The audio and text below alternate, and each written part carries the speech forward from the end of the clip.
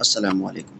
अगर आप वर्डप्रेस सीख रहे हैं और हर छोटी टेस्टिंग के लिए लाइव वेबसाइट पर चेंजेस कर रहे हैं, तो ये बहुत रिस्की हैबिट है। सोचो, आपने एक प्लगइन इंस्टॉल किया, थीम चेंज की या कस्टम कोड ऐड किया और अचानक से वेबसाइट ब्रेक हो गई। क्लाइंट की वेबसाइट डाउन, डिज़ाइन खराब, डेटाबेस एरर और विजिटर को वेबसाइट की जगह एरर पेज शो हो रहे हैं। ये प्रॉब्लम बिगनर्स के साथ बहुत कॉमन होते हैं क्योंकि वो वर्डप्रेस को डायरेक्टली लाइव सर्वर पर टेस्ट करते हैं, लेकिन प्रोफेशनल वर्डप्रेस डेवलपर ऐसे नहीं करते। वो पहले अपने कंप्यूटर पर लोकल वर्डप्रेस सेटअप बनाते हैं, वहाँ वेबसाइट टेस्ट करते हैं, वेबसाइट बनाते हैं, प्लगइन्स चेक करते हैं और जब सब कुछ परफेक्ट हो जाता है तब वेबसाइट को लाइव सर्वर पर मूव कर देते हैं। इस वीडियो में मैं आपको सिंपल वर्ड में बताऊंगा कि लोकल वर्डप्रेस सेटअप क्या होता है, ज़ेम और लोकल डब्ल्यूपी में डिफरेंस क्या है, बिगिनर्स के लिए कौन सा बेस्ट है, लोकल डब्ल्यूपी में वर्डप्रेस वेबसाइट कैसे क्रिएट होते हैं, कॉमन एरर्स कैसे फिक्स करते हैं। तो वीडियो को एंड तक ज़रूर वॉच करना क्योंकि ये वर्डप्रेस बिगिनर्स कोर्स का बहुत ही इम्पोर्टेंट फाउंडेशन वीडियो है। तो चलिए स्टार्ट करते हैं। सबसे पहले समझते हैं कि लोकल डब्ल्यूपी वर्डप्रेस सेटअप क्या होता है। लोकल वर्डप्रेस सेटअप का सिंपल मीनिंग ये है कि आप वर्डप्रेस वेबसाइट को इंटरनेट पर लाइव करने से पहले अपने कंप्यूटर या लैपटॉप पर रन करते हैं। यानी वेबसाइट लाइव नहीं होता, ये सिर्फ आपके सिस्टम पर रन होते हैं। इसका फ़ायदा ये होता है कि आप बिना होस्टिंग खरीदे वर्डप्रेस प्रैक्टिस कर सकते हैं।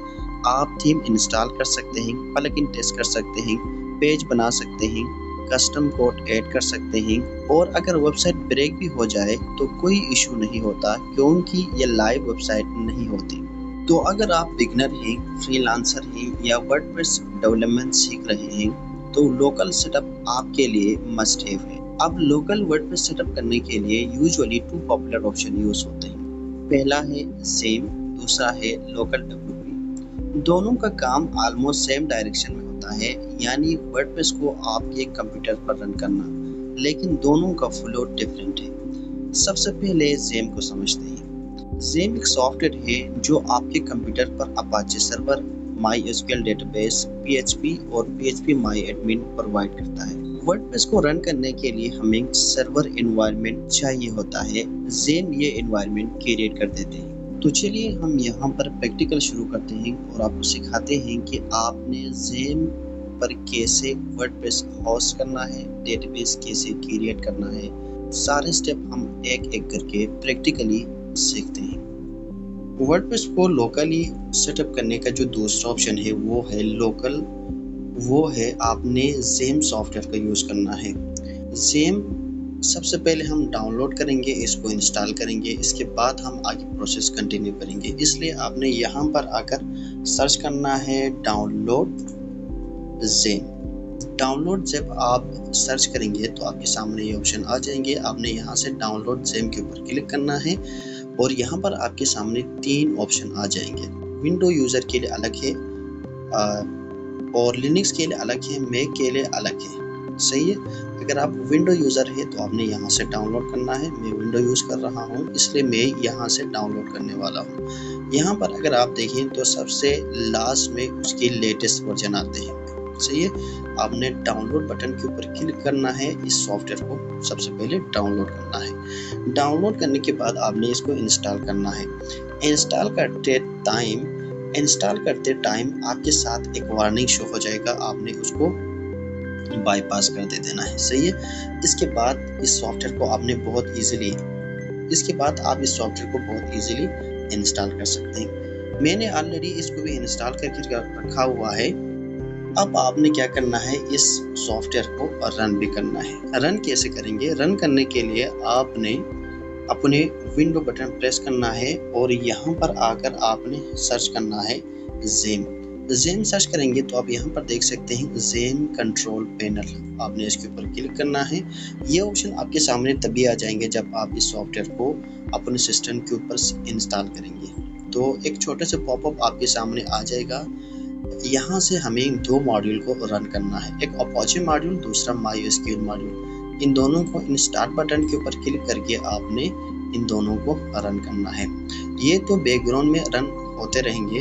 अब हम दूसरी चीज़ डाउनलोड करेंगे, वो है वर्डप्रेस। वर्डप्रेस को डाउनलोड करने के लिए आपने यहाँ पर सर्च करना है डाउनलोड वर्डप्रेस।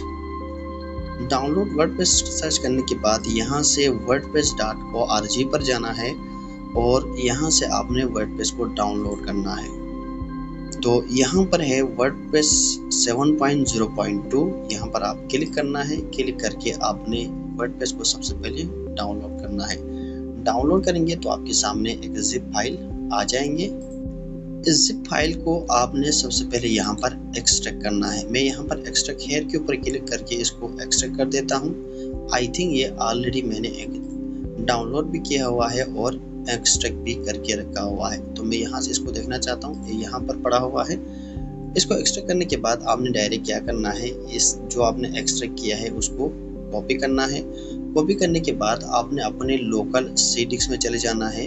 लोकल सी डिस्क में आपको ज़ेम का ये फोल्डर मिलेगा, आपने इसके अंदर जाना है। इसमें आपने एक फ़ाइल ढूंढना है, उसका नाम है htdocs। आपने htdoc वाली जो फोल्डर है आपने उस फोल्डर को ओपन करना है। ओपन करने के बाद जो वर्डप्रेस फाइल आपने वहाँ से एक्सट्रैक्ट करके कॉपी किया है उसको आपने यहाँ पर पेस्ट कर देना है। तो यहाँ पर ये पेस्ट हो रहे हैं, थोड़ी बहुत टाइम ले लेगा, 1 मिनट हो सकते हैं, 1 मिनट ले सकते हैं। तो वर्डप्रेस यहाँ पर सक्सेसफुली पेस्ट भी हो चुका है, आप यहाँ पर देख सकते हैं। और आपने इसके नेम को याद रखना है, इसका नाम क्या है अभी यहाँ पर वर्डप्रेस। अगर आप इसको रीनेम करके जो भी रखते हैं आपने वो भी याद रखना है, सही है। अगर आप इसको रीनेम करना चाहते हैं तो आप रीनेम कर सकते हैं, लेकिन रीनेम करने के बाद आपने उस नेम को ज़रूर याद रखना है। तो अब यहाँ पर देखिए बैकग्राउंड में हमारी जो ज़ेम सॉफ्टवेयर है वो भी रनिंग में है और हमने वर्डप्रेस को डाउनलोड करके यहाँ पर पेस्ट भी कर लिया है। इसके बाद आपने यहाँ पर आना है, एक न्यू टैब ओपन करना है और यहाँ पर आकर आपने सर्च करना है लोकल होस्ट। इसके बाद स्लैश लगाकर आपने सर्च करना है वर्डप्रेस। अगर आपने वहाँ पर नाम रीनेम कर दिया है, फोल्डर का वर्डप्रेस फोल्डर का नाम रीनेम कर दिया है, तो आपने यहाँ पर इस वर्डप्रेस की जगह वो नाम यहाँ पर लोकल होस्ट स्लैश के बाद वो डालना है। इसके बाद इसको हम इंटर करेंगे। इंटर करने के बाद आपके सामने ये वाला स्क्रीन आ जाएंगे। इसको आगे कंटिन्यू करने से पहले हम यहाँ पर एक डेटाबेस क्रिएट करेंगे। डेटाबेस क्रिएट करने के लिए आपने यहाँ पर न्यू टैब में आना है और यहाँ पर आकर आपने सर्च करना है लोकल होस्ट स्लैश php माई admin. Local host slash php माई एडमिन आपने इसको भी सर्च करना है। ये सर्च करेंगे तो आपके सामने ये वाला इंटरफेस आ जाएंगे। यहाँ से आपने इसको देखकर घबराना नहीं है, बल्कि यहाँ से डेटाबेस के ऊपर आपने क्लिक करना है और यहाँ पर आप देखिए डेटाबेस नेम आपने इसके अंदर यहाँ पर आपने एक डेटाबेस क्रिएट करना है। मैं इसका नाम रखना चाहता हूँ DB test2, ठीक है, DB test2। मैंने इस डेटाबेस का नाम DB test2 रखा है। आपने इस नेम को यहाँ से कॉपी करना है और क्रिएट बटन के ऊपर क्लिक करना है। तो आप यहाँ पर देख सकते हैं DB test2 नाम का एक डेटाबेस यहाँ पर क्रिएट हो चुका है। इसके नेम को आपने कॉपी करना है। इसके बाद दोबारा इस पेज पर वापस आना है। यहाँ पर आने के बाद आपने कंटिन्यू बटन के ऊपर क्लिक करना है। जो लैंग्वेज आप सेलेक्ट करना चाहते हैं वो आप कर सकते हैं। मैं इंग्लिश ही रखना चाहता हूँ। इसके बाद कंटिन्यू बटन के ऊपर क्लिक करना है। इसके बाद यहाँ पर वो कह रहे हैं कुछ इन्फॉर्मेशन रिक्वायर्ड है, वो आपने फिल करना है। इसके लिए हम लेट्स गो बटन के ऊपर क्लिक करेंगे और यहाँ पर आपने सबसे पहले डेटाबेस का नाम दे देना है। डेटाबेस का नाम डेटाबेस क्रिएट करते हुए हमने जो रखा था आपने उसी नेम को यहाँ पर पेस्ट कर देना है, जैसे कि हमने वहाँ रखा था DB test2। इसके बाद यूज़र नेम को आपने लिखना है रूट ROOT रूट। पासवर्ड के अंदर आपने कुछ नहीं लिखना है, इसको ऐसे छोड़ना है। डेटाबेस होस्ट को आपने ऐसे रखना है, क्योंकि हम लोकल होस्ट पर ये चीज़ सेटअप कर रहे हैं, इसलिए आपने लोकल होस्ट रखना है।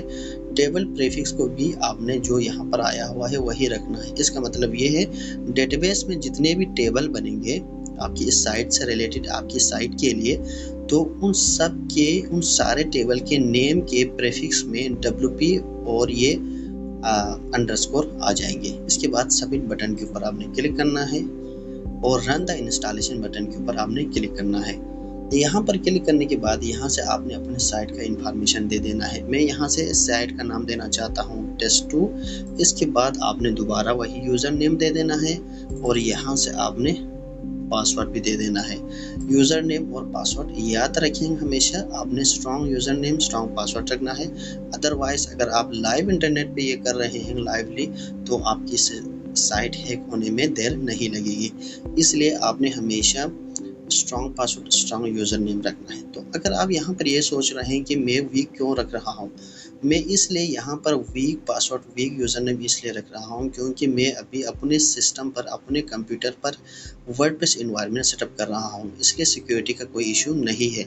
लाइव पे जब आप लाइव पे काम करेंगे तो ये इशू बन सकता है, सिक्योरिटी ब्रेक्स बन सकता है।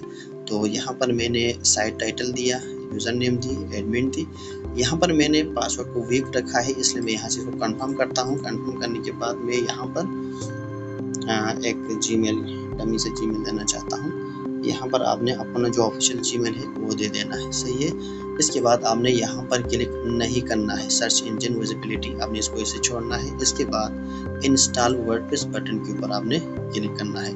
ज़ेम के थ्रू आपने इन सारे स्टेप को फॉलो करते हुए आप वर्डप्रेस एनवायरनमेंट सेटअप कर सकते हैं। इसके बाद यहाँ से सक्सेसफुल होने के बाद यहाँ पर आपने दोबारा वही जो यूज़र नेम और पासवर्ड जो आपने रखा था वो डाल के अपने साइट के बैकग्राउंड को आप यहाँ से एक्सेस कर सकते हैं। तो ये था आपने कैसे ज़ेम का इस्तेमाल करके वर्डप्रेस को सिस्टम के ऊपर लोकली इंस्टॉल करना है, वर्डप्रेस एनवायरनमेंट कैसे क्रिएट करना है। ये प्रोसेस प्रोफेशनल अंडरस्टैंडिंग के लिए बहुत यूज़फुल है क्योंकि इससे आपको समझ आता है कि वर्डप्रेस एक्चुअली बैक एंड पर कैसे वर्क करता है। यानी डेटाबेस क्या होते हैं, फाइल कहाँ होती है, लोकल होस्ट क्या होते हैं, PHP और MySQL का रोल क्या होता है। लेकिन बिगिनर के लिए ज़ेम कभी कभी कंफ्यूजिंग हो सकता है क्योंकि ज़ेम में मैन्युअली डेटाबेस क्रिएट करना होता है, वर्डप्रेस फाइल मैन्युअली डाउनलोड करनी होती है, मतलब आपको एक कंप्लीट सेटअप अलग अलग से करने पड़ते हैं। इसलिए अगर आप बिल्कुल बिगिनर हैं और आप मेन फोकस वर्डप्रेस वेबसाइट बनाना है तो ज़ेम थोड़ा टेक्निकल फील हो सकते हैं। लेकिन अगर आप डेवलपर माइंडसेट बिल्ड करना चाहते हैं, PHP प्रोजेक्ट भी रन करना चाहते हैं या डेटाबेस को मैन्युअली समझना चाहते हैं तो ज़ेम आपके लिए बहुत ही यूजफुल है। अब बात करते हैं लोकल WP की। लोकल WP एक मॉडर्न और बिगिनर फ्रेंडली टूल है जो स्पेसिफिकली वर्डप्रेस लोकल डेवलपमेंट के लिए ही बना है। इसमें आपको मैन्युअली वर्डप्रेस डाउनलोड करने की ज़रूरत नहीं होती, डेटाबेस मैन्युअली क्रिएट करने की ज़रूरत नहीं होती, अपाचे PHP MySQL का कॉम्प्लेक्स सेटअप मैन्युअली मैनेज नहीं करना पड़ता। आप सिर्फ लोकल WP सॉफ्टवेयर इंस्टॉल करते हैं, न्यू साइट क्रिएट करते हैं, साइट का नेम देते हैं, यूज़र नेम पासवर्ड सेटअप करते हैं और कुछ ही मिनट में आपकी लोकल वर्डप्रेस वेबसाइट रेडी हो जाता है। तो चलिए हम लोकल WP का यूज़ करके वर्डप्रेस कैसे अपने लोकल कंप्यूटर पर कैसे सेटअप करना है, आइए इस सारे स्टेप को लोकल WP की हेल्प से हम वन बाय वन प्रैक्टिकली सीखते हैं। तो लोकल WP पर आपने कैसे वर्डप्रेस को इंस्टॉल करना है और एक एनवायरनमेंट कैसे क्रिएट करना है। तो फर्स्ट ऑप्शन है आपने लोकल WP सॉफ्टवेयर का यूज़ करना है। उसके लिए आपने सबसे पहले सर्च करके आना है localwp.com। आपने यहाँ पर सर्च करके आने के बाद ये साइट आपके सामने आ जाएंगे। आपने यहाँ से सबसे पहले लोकल WP सॉफ्टवेयर को डाउनलोड करना है। इसके लिए आप पर दो बटन है, डाउनलोड बटन फॉर फ्री, यहाँ पर भी डाउनलोड का बटन है। इन दोनों में से एक पर क्लिक करके आप इस सॉफ्टवेयर को डाउनलोड कर सकते हैं। इसको डाउनलोड करने के बाद आपने इसको इंस्टॉल भी करना है। मैंने इस सॉफ्टवेयर को ऑलरेडी इंस्टॉल करके रखा हुआ है। इंस्टॉल करने के बाद आपने क्या करना है, अपने सिस्टम से विंडो को बटन प्रेस करके आपने सर्च करना है लोकल सर्च करने के बाद ये ऑप्शन आपके सामने आ जाएगा। आपने इसके ऊपर क्लिक करना है। इसके ऊपर क्लिक करने के बाद आपके सामने ये वाला जो इंटरफेस है वो ऑन हो जाएंगे। यहाँ पर आपके सामने आप देख सकते हैं क्रिएट न्यू साइट का एक बटन है। अगर आपको ये नहीं मिला तो यहाँ पर एक बड़ी सी प्लस का एक ऑप्शन है, ये भी आप इस्तेमाल कर सकते हैं। सही है, मैं यहाँ पर क्लिक करूँगा सबसे पहले। इसके ऊपर क्लिक करने के बाद आपके सामने 2-3 ऑप्शन है। एक है क्रिएट न्यू साइट, दूसरा क्रिएट फ्रॉम अ ब्लूप्रिंट, तीसरा है select an existing zip file. ठीक है, यहाँ पर ये ऑप्शन आपने न्यू साइट क्रिएट करने के लिए है, ये आप टेम्पलेट वगैरह साइट यूज़ करने के लिए है। और अगर आपने कोई एग्जिस्टिंग साइट को लोकल पर मॉडिफाई करना है, अपडेट करना है, तो आप उसको ज़िप में डाउनलोड करके यहाँ पर अपलोड कर सकते हैं। मैं आपको प्रेफर करूँगा आपने क्रिएट न्यू साइट के ऊपर क्लिक करना है, क्योंकि हम एक न्यू साइट सेटअप करने वाले हैं यहाँ पर। ठीक है, इसलिए आपने इसके ऊपर क्लिक करना है और नीचे जो बड़ी सी कंटिन्यू बटन दिया हुआ है आपने इसके ऊपर क्लिक करना है। इसके ऊपर क्लिक करने के बाद आपने यहाँ से अपने साइट का नेम दे देना है। मैं यहाँ से इस साइट का नेम देना चाहता हूँ test1। और इसके बाद आपने और आगे पीछे कहीं नहीं देखना है, डायरेक्टली यहाँ से कंटिन्यू बटन के ऊपर क्लिक करना है। इसके बाद आपके सामने एनवायरनमेंट का भी 2 ऑप्शन है, एक है प्रेफर्ड, दूसरा कस्टम।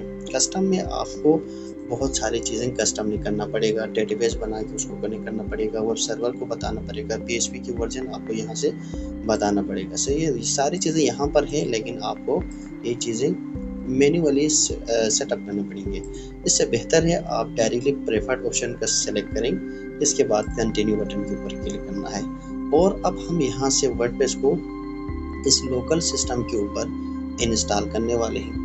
इसलिए आपने यहाँ से वर्डप्रेस का एक यूज़र नेम देना है और एक पासवर्ड दे देना है। मैं यहाँ से जस्ट इसको सिंपली एडमिन दे देता हूँ, क्योंकि ये हमारे सिस्टम के ऊपर रन हो रहे हैं, इंटरनेट पर लाइव नहीं है, तो यहाँ से सिक्योरिटी का भी कोई इशू नहीं होता। इसलिए मैं यहाँ पर इन दोनों को एडमिन रख रहा हूँ। जब आप साइट को लाइव करेंगे, इंटरनेट के ऊपर लाइव करेंगे, तब आपने यहाँ से इन दोनों को स्ट्रॉन्ग पासवर्ड रखना है, स्ट्रॉन्ग यूज़र नेम रखना है, अदरवाइज आपकी साइट हैक हो सकते हैं। इसलिए आपने इस बात का ख्याल रखना है। मैं यहाँ से लोकल पर होने की वजह से इन दोनों को एडमिन रखता हूँ। इसके बाद आपने ऐड साइट बटन के ऊपर क्लिक करेंगे। यहाँ पर क्लिक करने के बाद ये सिस्टम क्या करेंगे, आपके लिए एक कंप्लीट साइट सेटअप करके साइट बनाकर तैयार करेंगे, यानी एक बेसिक जो एनवायरनमेंट है वो क्रिएट करेंगे। इसके बाद आप इसके ऊपर अपने जिस तरह से भी आप चाहे साइट बना सकते हैं, ई-कॉमर्स स्टोर बना सकते हैं, लैंडिंग पेज बना सकते हैं। सही है, तो ये प्रोसेस हो रहे हैं, ये कुछ ही देर में आपको यहाँ पर एक कंप्लीट एनवायरनमेंट क्रिएट करके दे देंगे। तो ये था लोकल WP पर आपने कैसे अपने सॉफ्टवेयर आपने वर्डप्रेस एनवायरनमेंट क्रिएट करेंगे। तो आप यहाँ पर देख सकते हैं एक सेटअप कंप्लीट हो चुका है। यहाँ पर ग्रीन टिक भी आया है। ग्रीन टिक का मतलब है ये अब रनिंग में है। अगर आप इसको स्टॉप करेंगे तो ये स्टॉप हो जाएगा।